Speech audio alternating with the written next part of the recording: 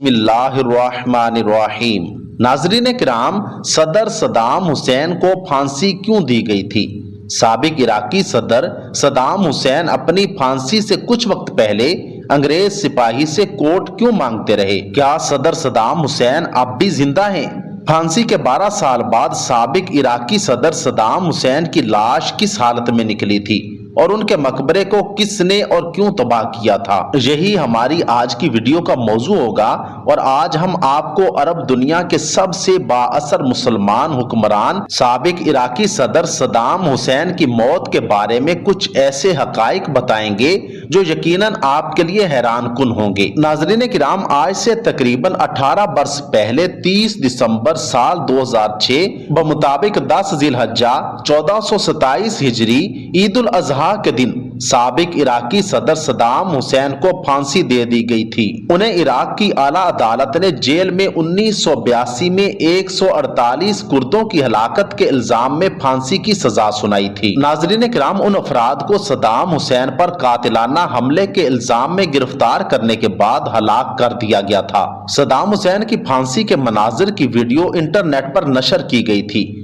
और लाखों अफराद ने अजीम मुस्लिम हुक्मरान को कलमा शहादत पढ़ते हुए फांसी का फंदा बनते हुए देखा। नाज़रीन किराम, सदर सद्दाम हुसैन की फांसी की कार्रवाई की निगरानी करने वाले फौजियों ने अब ये राज लोगों तक पहुंचाए हैं कि एक सपहर अमरीकी पहरेदार से सद्दाम हुसैन ने कहा कि मुझे कंबल या गर्म कोट लाकर दो। उनकी ख्वाहिश पर अमरीकी फौजियों ने उन्हें गर्म कोट लाकर दिया और फिर हैरान होकर पूछा कि ये कोट क्यों पहना है, जिसके जवाब में सदर सद्दाम हुसैन ने कहा था कि मुझे शदीद सर्दी लग रही है। जब अमरीकी फौजी सद्दाम हुसैन को फांसी की सजा देने के लिए लेकर जा रहे थे तो फौजियों ने सद्दाम हुसैन से पूछा कि उनकी आखिरी ख्वाहिश क्या है। इस पर सदर सद्दाम हुसैन ने फिर कहा कि मुझे पहनने के लिए मेरा कोट दिया जाए।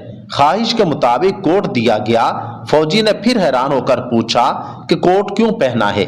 सदर सद्दाम हुसैन ने जवाब दिया, आज ठंड बहुत है, ऐसा ना हो कि मेरा जिस्म सर्दी से कांपे और इराक के लोग समझें कि उनका लीडर मौत के डर से कांप रहा है। नाज़रीन किराम, सदर सद्दाम हुसैन के आखिरी अय्याम में उनकी हिफाजत पर मामूर फौजियों के मुताबिक सद्दाम अपनी जिंदगी के आखिरी लम्हात में सुकून से सरशार थे और उनके होंठों पर मुस्कुराहट छाई हुई थी। एक फौजी ने बताया कि सदर सद्दाम हुसैन ने अपनी पसंद का नाश्ता तलब किया और उसके बाद वुजू करके नमाज फजर अदा की। फिर वो फांसी के फैसले पर अमल दरामद के इंतजार में अपने बिस्तर पर बैठकर कुरान मजीद फुरकान हमीद की तिलावत करने लगे। सद्दाम हुसैन के चेहरे पर इत्मीनान था, जबकि अमरीकी फौजी अहलकार सद्दाम की मुस्कुराहट से बहुत ज्यादा खौफ महसूस कर रहे थे और मौत का सामना करते हुए सद्दाम हुसैन के इंतहाई सुकून के सबब उन फौजियों का गुमान था कि अनकरीब कोई बम धमाका कर दिया जाएगा। नाज़रीन किराम, सदर सद्दाम हुसैन की मैयत को उनके आबाई कस्बे अल-उजा में दफन किया गया,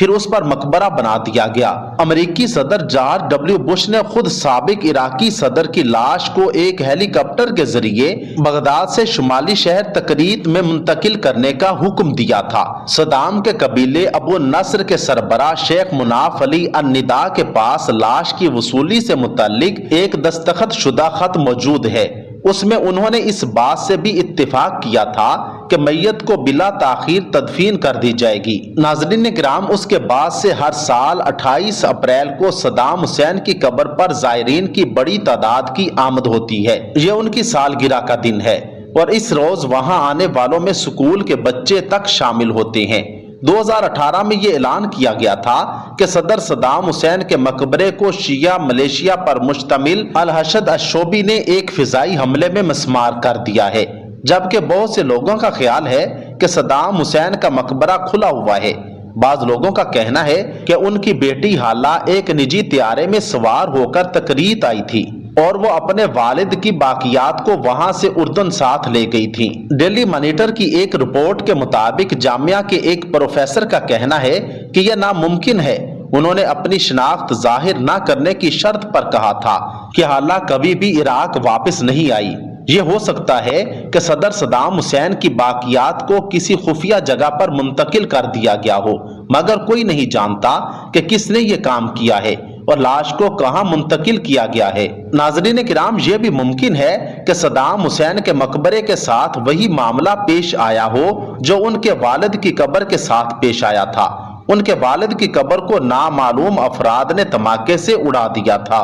ناظرین کرام، ایک اور حیران کن بات یہ ہے کہ عراق میں صدر صدام حسین کے چاہنے والے بعض لوگوں کا خیال ہے کہ صدام ابھی بھی زندہ ہیں۔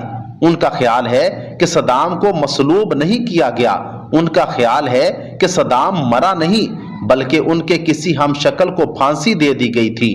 ناظرین کرام، عراق کے سابق صدر صدام حسین کی سیکورٹی پر مامور 12 امریکی فوجی ان کی زندگی کے بہترین دوست تو نہ تھے، تاہم وہ ان کے آخری ایام میں بہترین ساتھی رہے۔ یہ 551 ملٹری پولیس کمپنیوں سے منتخب ہوئے تھے اور انہیں سپر 12 کہا جاتا ہے۔ ان محافظوں میں ایک ول بارڈن ورپر تھے جنہوں نے دی پرزنر ان ہز پیلس کتاب لکھی، جس میں انہوں نے صدام حسین کی زندگی کے آخری دنوں کے بارے میں لکھا۔ بارڈن ورپر کا کہنا ہے کہ جب صدام حسین کو پھانسی دینے والے اہلکاروں کے سپرد کیا جا رہا تھا تو ان کے تمام محافظوں کی آنکھوں میں آنسو تھے اور وہ زاروں قطار رو رہے تھے۔ اپنے ایک ساتھی ایڈم کا حوالہ دیتے ہوئے کتاب کے مصنف بارڈن نے لکھا کہ ہم نے صدام کو کبھی بھی نفسیاتی مریض اور قاتل کے طور پر نہیں دیکھا، ہم اسے گرینڈ فادر کے طور پر دیکھتے تھے۔ وہ کہتے ہیں کہ صدام اپنے آخری دنوں میں اپنی قیمتی ایکسرسائز بائک، جسے وہ پونی کہتے تھے، پر بھی بیٹھا کرتے تھے۔ وہ میٹھا کھانے کے بہت شوقین تھے۔ بارڈن ورپر کہتے ہیں کہ آخری ایام میں صدام کا دوسروں کے ساتھ رویہ بہت نرم تھا اور انہوں نے یہ تاثر نہیں چھوڑا کہ وہ بہت ظالم حکمران تھے۔ ایک بار ایک امریکی سپاہی جو کہ صدام کی حفاظت پر مامور تھے، اس نے انہیں اپنے بھائی کی موت کے بارے میں بتایا تو جواب میں صدام نے کہا کہ تم مجھے آج سے اپنا بھائی سمجھو۔ انہوں نے ایک دوسرے محافظ سے کہا کہ اگر مجھے میرے اپنے پیسوں کو استعمال کرنے کی اجازت ملے تو میں تمہارے بیٹے کی تعلیم کے اخراجات ادا کرنے کے لیے تیار ہوں۔ مصنف کا کہنا ہے کہ ایک شب ہم نے دیکھا کہ ایک 20 سالہ سپاہی ڈوسن اپنے سائز سے بڑا سوٹ پہن کر پھر رہا تھا۔ بعد میں پتا چلا کہ اس نے صدام حسین کی جانب سے تحفے میں دیا گیا سوٹ پہن رکھا تھا۔